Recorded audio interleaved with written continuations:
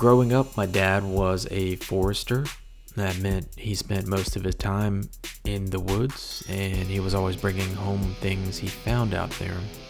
Sometimes it was a walking stick, sometimes some cypress knees or peat moss, maybe an old rusty tool to be repurposed in some way, and the most exciting was always a living thing.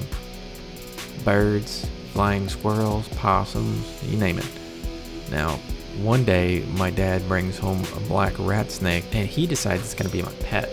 So we set up a terrarium in my room, and it was pretty exciting at first, feeding it mice, just watching it slither around, seeing it shed.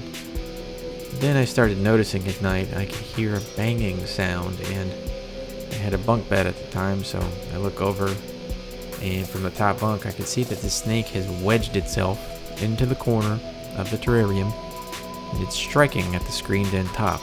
Now, me being a dumb kid, I don't think anything of that, and then one morning I wake up and I look over the side of my bed to see my dad on all fours, and he simply says, "Stay in bed. Snake's out." Now, I did as I was told, and I watched from above as my dad was reaching under the bed, only to hear things like, "Shit, God damn it." Now, he's getting annihilated by the snake, and then I see the snake quickly slithering out of my room and into my parents' bedroom.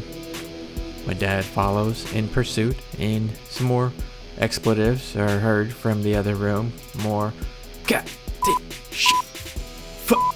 And finally, he's back in my room with the snake wrapped around his hand. The snake just absolutely biting the shit out of him. He drops it back in the terrarium, puts the top back on, and proceeds to stack some books on top to try and keep a repeat of this from happening. A few weeks later, the snake was returned back to its natural habitat, and I have not owned a reptile since.